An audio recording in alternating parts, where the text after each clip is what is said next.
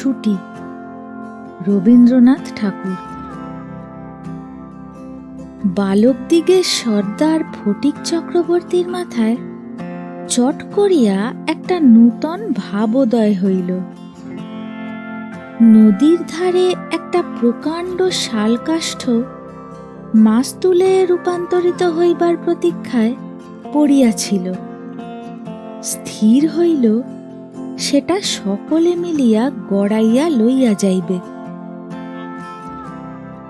যে ব্যক্তির কাঠ আবশ্যককালে তাহার যে কতখানি বিস্ময়, বিরক্তি এবং অসুবিধা বোধ হইবে, তাহাই উপলব্ধি করিয়া বালকেরা এ প্রস্তাবে সম্পূর্ণ অনুমোদন করিল। কোমর বাঁধিয়া সকলেই যখন মনোযোগের সহিত কার্যে প্রবৃত্ত হইবার উপক্রম করিতেছে, এমন সময়ে ফটিকের কনিষ্ঠ মাখনলাল গম্ভীরভাবে সেই গুঁড়ির উপরে গিয়া বসিল। ছেলেরা তাহার এইরূপ উদার ঔদাসীন্য দেখিয়া কিছু বিমর্ষ হইয়া গেল। একজন আসিয়া ভয়ে ভয়ে তাহাকে একটু আধটু ঠেলিল, কিন্তু সে তাহাতে কিছুমাত্র বিচলিত হইল না। এই অকাল তত্ত্বজ্ঞানী মানব সকল প্রকার ক্রীড়ার অসারতা সম্বন্ধে নীরবে চিন্তা করিতে লাগিল। ফটিক আসিয়া আস্ফালন করিয়া কহিল, দেখ, মার খাবি, এই বেলা ওঠ। সে তাহাতে আরও একটু নড়িয়া চড়িয়া আসনটি বেশ স্থায়ী রূপে দখল করিয়া লইল। এরূপ স্থলে সাধারণের নিকট রাজ সম্মান রক্ষা করিতে হইলে অবাধ্য ভ্রাতার গণ্ডদেশে অনতিবিলম্বে এক চড় কষাইয়া দেওয়া ফটিকের কর্তব্য ছিল। সাহস হইল না, কিন্তু এমন একটা ভাব ধারণ করিল যেন ইচ্ছা করিলেই এখনই উহাকে রীতিমতো শাসন করিয়া দিতে পারে, কিন্তু করিল না। কারণ পূর্বাপেক্ষা আর একটা ভালো খেলা মাথায় উদয় হইয়াছে, তাহাতে আর একটু বেশি মজা আছে। প্রস্তাব করিল, মাখনকে শুদ্ধ ওই কাঠ গড়াইতে আরম্ভ করা যাক। মাখন মনে করিল ইহাতে তাহার গৌরব আছে, কিন্তু অন্যান্য পার্থিব গৌরবের ন্যায় ইহার আনুষাঙ্গিক যে বিপদের সম্ভাবনাও আছে, তাহা তাহার কিংবা আর কাহারও মনে উদয় হয় নাই। ছেলেরা কোমর বাঁধিয়া ঠেলিতে আরম্ভ করিল। মারে ঠেলা হেইও, সাবাস জোয়ান হেইও। গুড়ি এক পাক ঘুরিতে না ঘুরিতেই মাখন তাহার গাম্ভীর্য, গৌরব এবং তত্ত্বজ্ঞান সমেত ভূমিসাৎ হইয়া গেল। খেলার আরম্ভেই এইরূপ আশাতীত ফল লাভ করিয়া অন্যান্য বালকেরা বিশেষ হৃষ্ট হইয়া উঠিল, কিন্তু ফটিক কিছু শশব্যস্ত হইল। মাখন তৎক্ষণাৎ ভূমিশয্যা ছাড়িয়া ফটিকের উপরে গিয়া পড়িল, একেবারে অন্ধভাবে মারিতে লাগিল। তাহার নাকে মুখে আঁচড় কাটিয়া কাঁদিতে কাঁদিতে গৃহাভিমুখে গমন করিল। খেলা ভাঙিয়া গেল। ফটিক গোটাকত কাশ উৎপাটন করিয়া লইয়া একটা অর্ধনিমগ্ন নৌকার গলুইয়ের উপরে চড়িয়া বসিয়া চুপচাপ করিয়া কাশের গোড়া চিবাইতে লাগিল। এমন সময় একটা বিদেশি নৌকা ঘাটে আসিয়া লাগিল। একটি অর্ধবয়সী ভদ্রলোক কাঁচা গোঁফ, এবং পাকা চুল লইয়া বাহির হইয়া আসিলেন। বালককে জিজ্ঞাসা করিলেন, চক্রবর্তীদের বাড়ি কোথায়? বালক ডাঁটা চিবাইতে চিবাইতে কহিল, ওই হোথা। কিন্তু কোন দিকে যে নির্দেশ করিল কাহারও বুঝিবার সাধ্য রহিল না। ভদ্রলোকটি আবার জিজ্ঞাসা করিলেন, কোথা? সে বলিল, জানি নে, বলিয়া পূর্ববৎ তৃণমূল হইতে রসগ্রহণে প্রবৃত্ত হইল। বাবুটি তখন অন্য লোকের সাহায্য অবলম্বন করিয়া চক্রবর্তীদের গৃহের সন্ধানে চলিলেন। অবিলম্বে বাঘা বাগদি আসিয়া কহিল, ফটিক দাদা, মা ডাকছে। ফটিক কহিল, যাব না। বাঘা তাহাকে বলপূর্বক আর কোলা করিয়া তুলিয়া লইয়া গেল। ফটিক নিষ্ফল আক্রোশে হাত পা ছুড়িতে লাগিল। ফটিককে দেখিবা মাত্র তাহার মা অগ্নিমূর্তি হইয়া কহিলেন, আবার তুই মাখনকে মেরেছিস? ফটিক কহিল, না, মারিনি। ফের মিথ্যে কথা বলছিস? কখনো মারিনি, মাখনকে জিজ্ঞাসা করো। মাখনকে প্রশ্ন করাতে মাখন আপনার পূর্ব নালিশের সমর্থন করিয়া বলিল, হ্যাঁ, মেরেছে। তখন আর ফটিকের সহ্য হইল না। দ্রুত গিয়া মাখনকে এক সশব্দ চড় কষাইয়া দেয়া কহিল, ফের মিথ্যে কথা। মা মাখনের পক্ষ লইয়া ফটিককে সবেগে নাড়া দিয়া তাহার পৃষ্ঠে দুটা তিনটা প্রবল চপেটাঘাত করিলেন। ফটিক মাকে ঠেলিয়া দিল। মা চিৎকার করিয়া কহিলেন, তুই আমার গায়ে হাত তুলিস? এমন সময়ে সেই কাঁচা পাকা বাবুটি ঘরে ঢুকিয়া বলিলেন, কি হচ্ছে তোমাদের? ফটিকের মা বিস্ময়ে আনন্দে অভিভূত হইয়া কহিলেন, ও মা, এ যে দাদা, তুমি কবে এলে? বলিয়া গড় করিয়া প্রণাম করিলেন। বহুদিন হইল দাদা পশ্চিমে কাজ করিতে গিয়াছিলেন।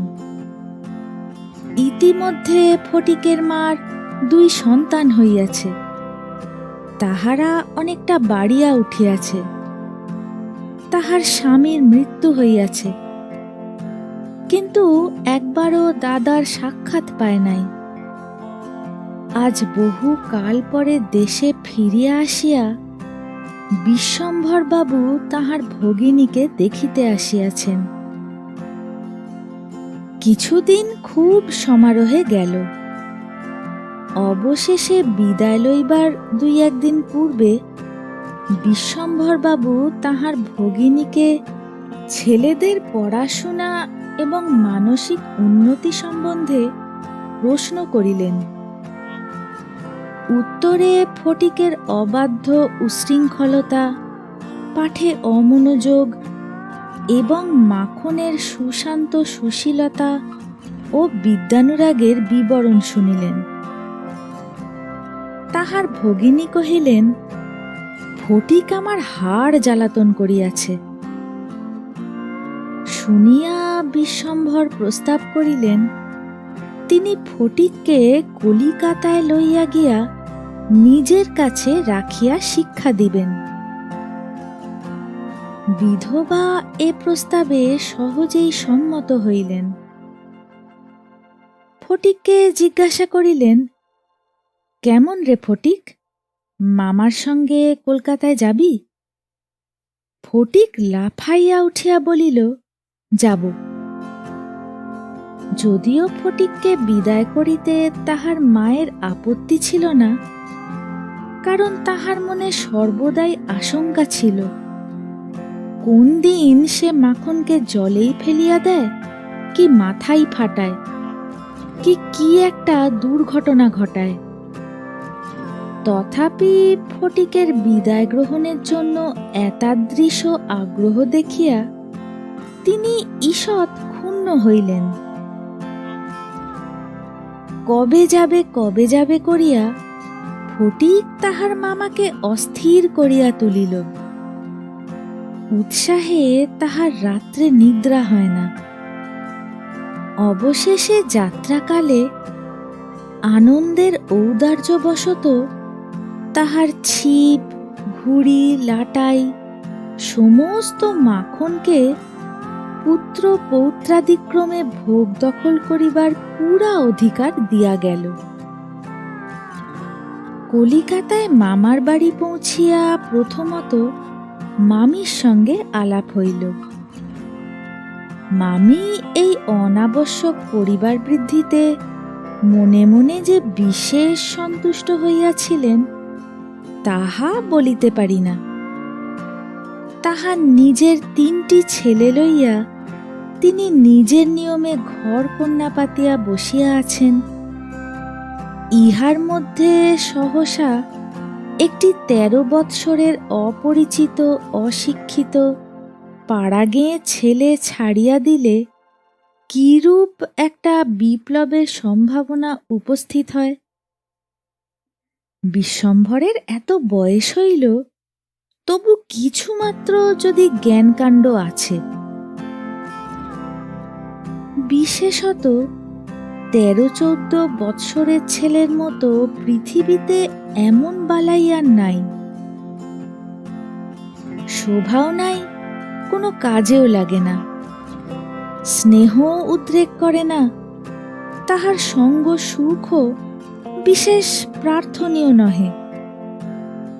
তাহার মুখে আধো আধো কথাও ন্যাকামি, পাকা কথাও জ্যাঠামি, এবং কথা মাত্রই প্রগল্ভতা। হঠাৎ কাপড় চোপড়ের পরিমাণ রক্ষা না করিয়া বেমানান রূপে বাড়িয়া উঠে। লোকে সেটা তাহার একটা কুশ্রী স্পর্ধাস্বরূপ জ্ঞান করে। তাহার শৈশবের লালিত্য এবং কণ্ঠস্বরের মিষ্টতা সহসা চলিয়া যায়। লোকে সেজন্য তাহাকে মনে মনে অপরাধ না দিয়া থাকিতে পারে না।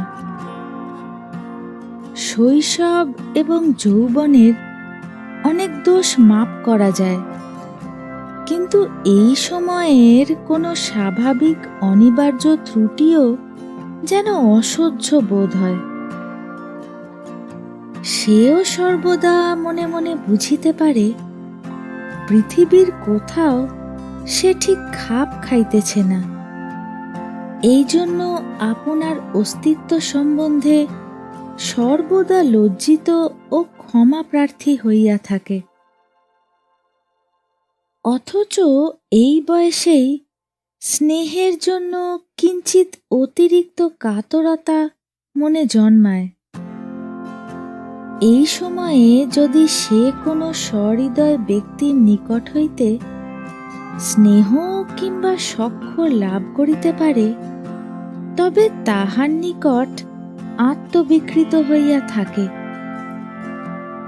কিন্তু তাহাকে স্নেহ করিতে কেহ সাহস করে না, কারণ সেটা সাধারণে প্রশ্রয় বলিয়া মনে করে।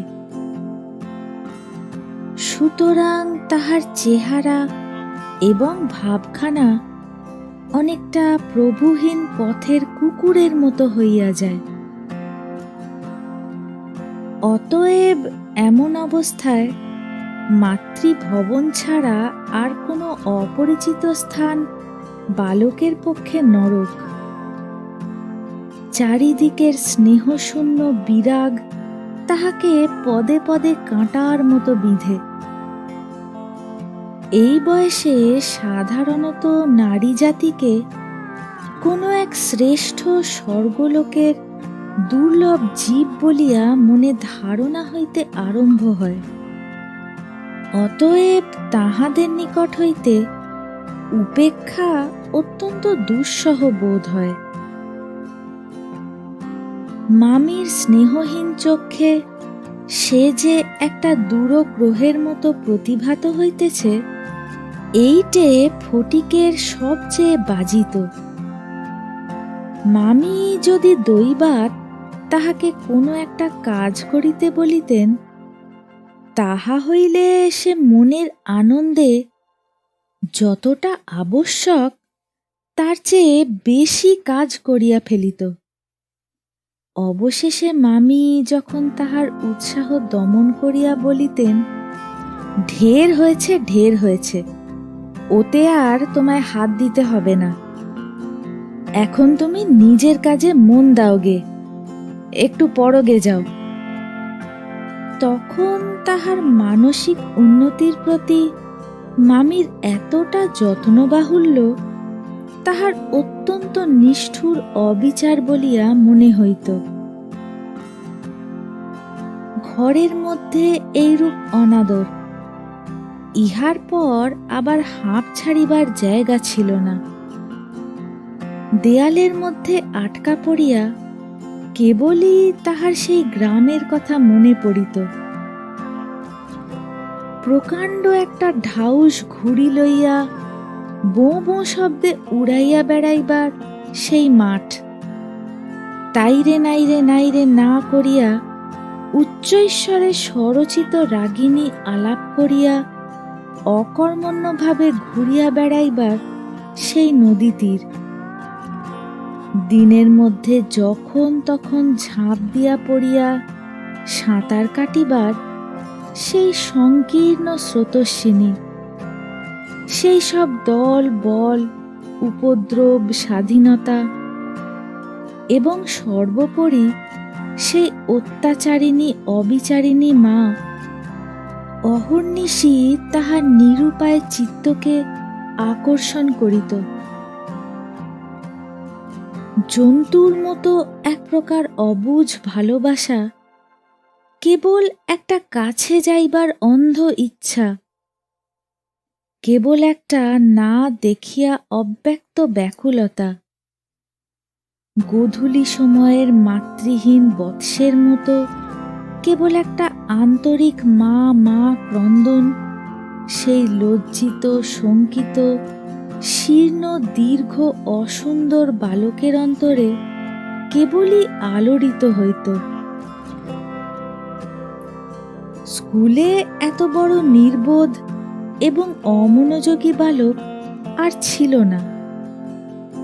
একটা কথা জিজ্ঞাসা করিলে সে হা করিয়া চাহিয়া থাকিত।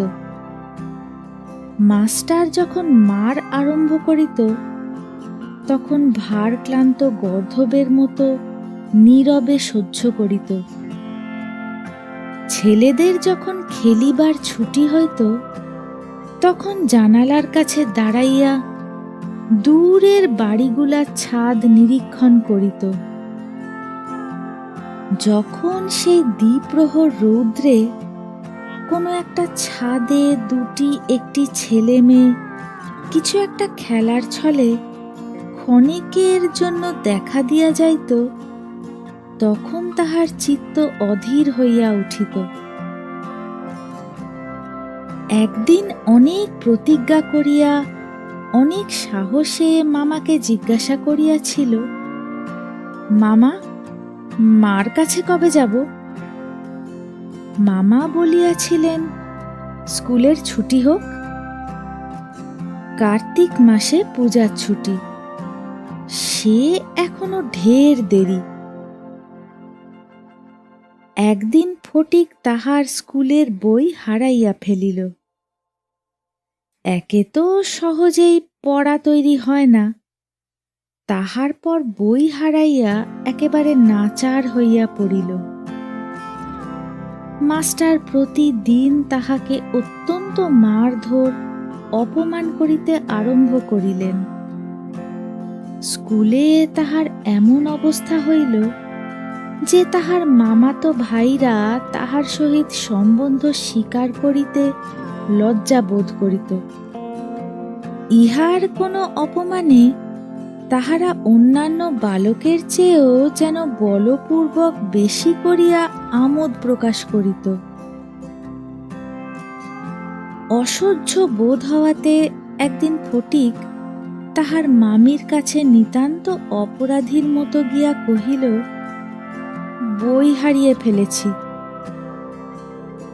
মামি অধরের দুই প্রান্তে বিরক্তির রেখা অঙ্কিত করিয়া বলিলেন, বেশ করেছ, আমি তোমাকে মাসের মধ্যে 5 বার করে বই কিনে দিতে পারিনে।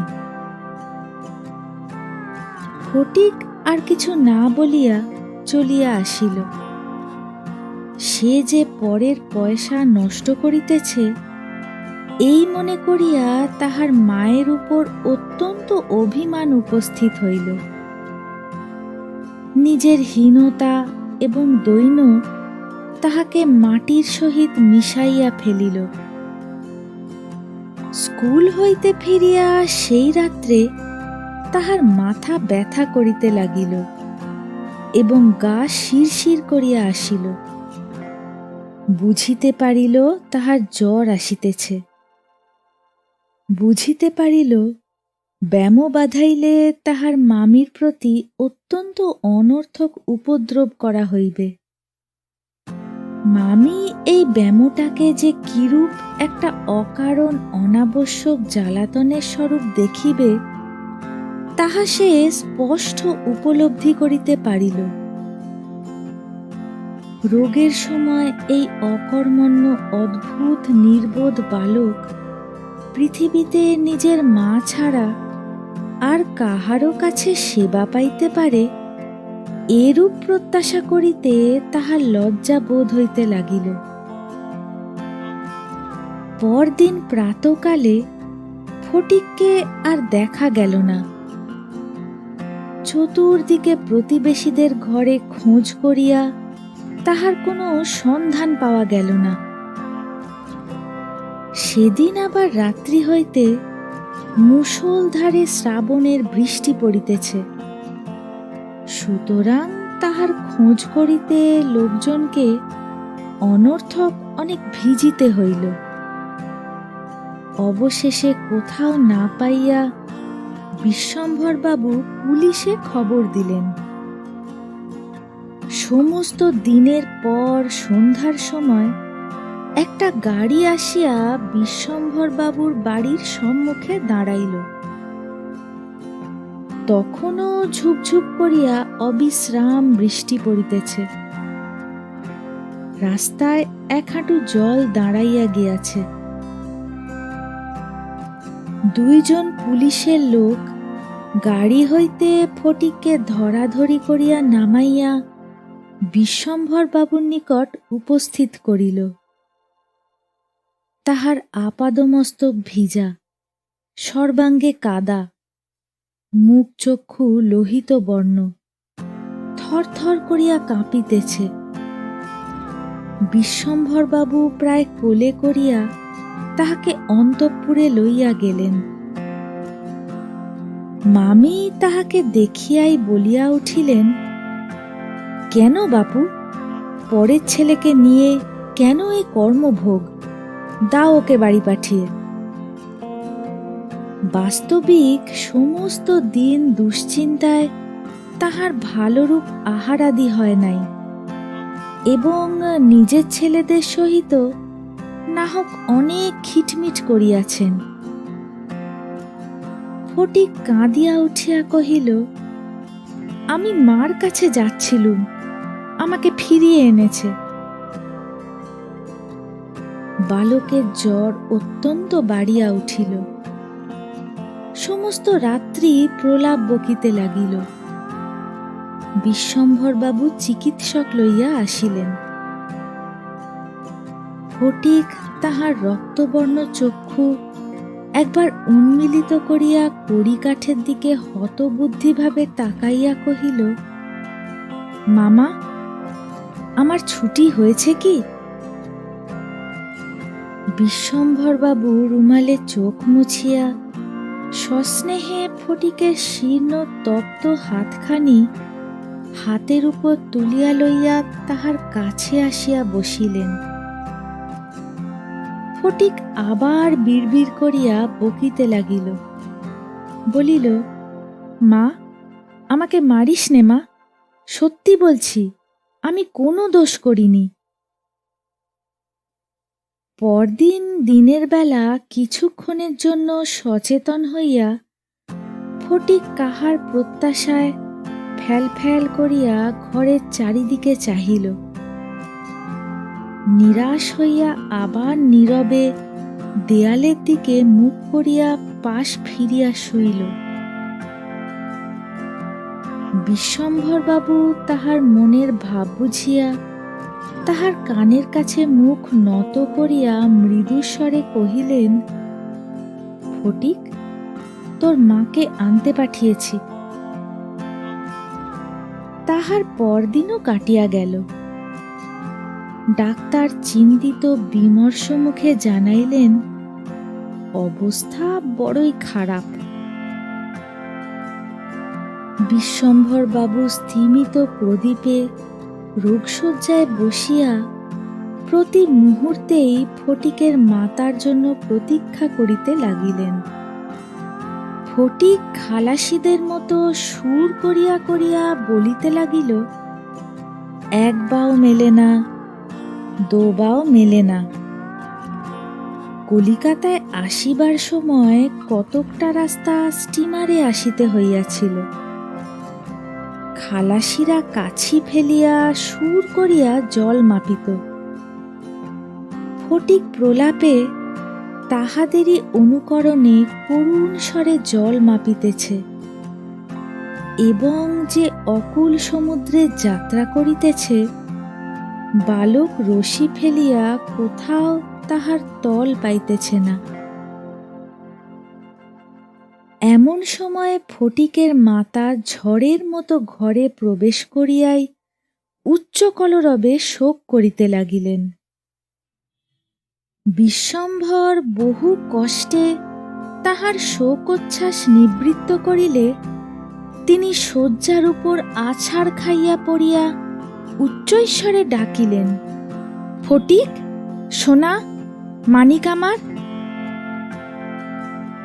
ফটিক যেন অতি সহজেই তাহার উত্তর দিয়া কহিল, মা আবার ডাকিলেন, ওরে ফটিক, বাপধন রে। চাইলে ডেসক্রিপশন বক্সে ফটিক এবং কমেন্ট আস্তে বক্সে আস্তে থাকা লিংকে পাশ প্রবেশ ফিরিয়া করে ঝটপট কিনে ফেলুন। কাহাকেও পরের লক্ষ্য পার্ট না চাইলে করিয়া কমেন্ট করুন। মৃদু স্বরে কহিল, মা,